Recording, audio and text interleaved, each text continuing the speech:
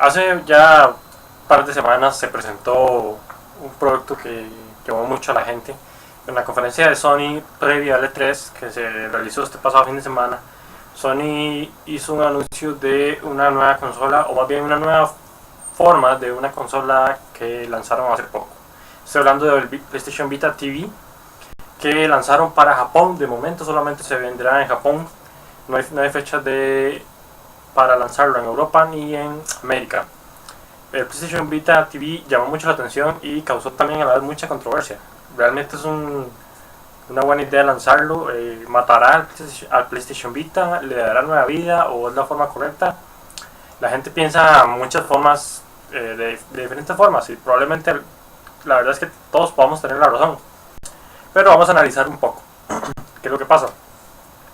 El Vita TV es básicamente una pequeña cajita capaz de correr juegos de PlayStation Vita, que va a tener además una salida HDMI donde podremos conectar a nuestro televisor, una entrada de tarjetas de memoria del mismo tipo que usa el PlayStation Vita, y una entrada de cartuchos como los de PlayStation Vita.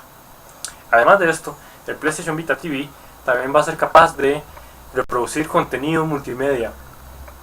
Esto es dándole un enfoque más a una especie de Apple TV, como lo quieran ver. Probablemente esta es una de las mayores competencias que se pensó al lanzar esta consola. PlayStation Vita TV es básicamente una consola que, además de jugar tu juego favorito del Vita, también puedes ver contenido de sistemas como Hulu, como YouTube o como Netflix.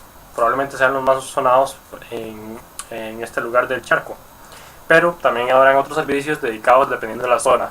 Para Japón se anunciaron otros tipos de servicios, como lo es Nico Nico, y otros más que se usan en el país nipón. Ahora, ¿qué viene todo esto? Viene a varias razones.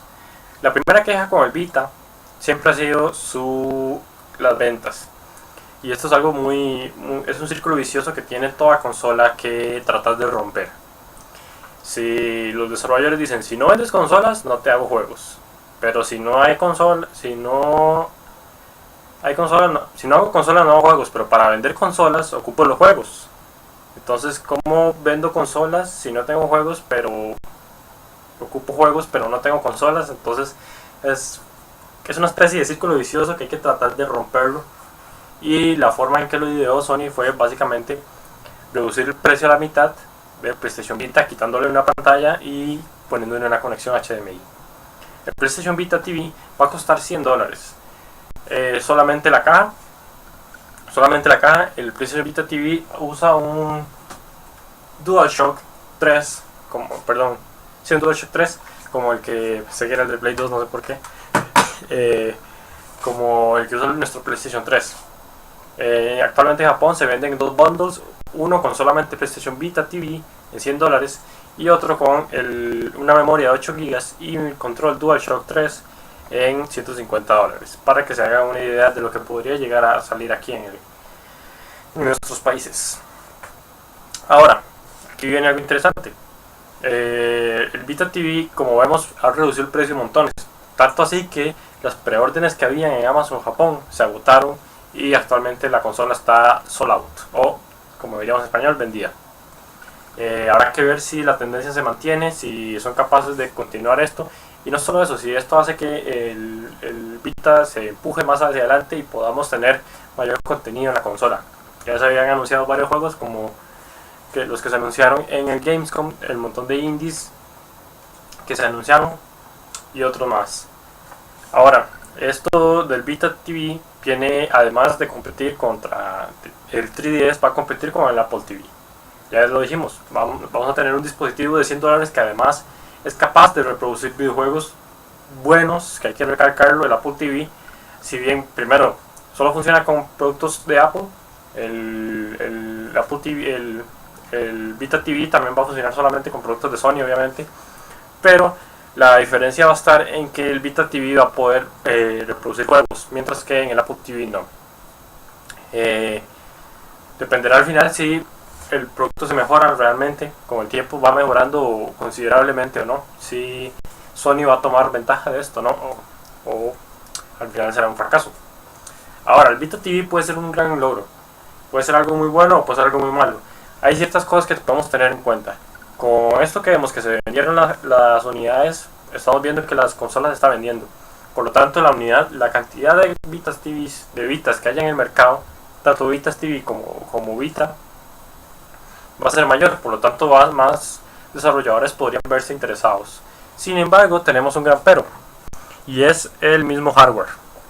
Como dije anteriormente, el Vita TV usa un DualShock 3, pero los juegos que estamos acostumbrados corren en esta consola, y esta consola no es lo mismo que este control. ¿Por qué?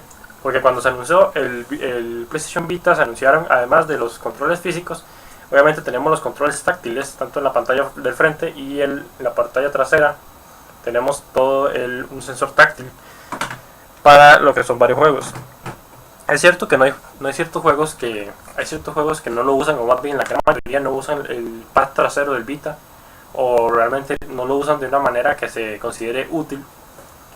Hasta ahora probablemente el mejor ejemplo que hayamos visto sea Tearaway, que ni siquiera ha salido. Pero Sony propone que se arregle eso usando el L3, si no me equivoco, es presionando el L3 y usando uno de los joysticks.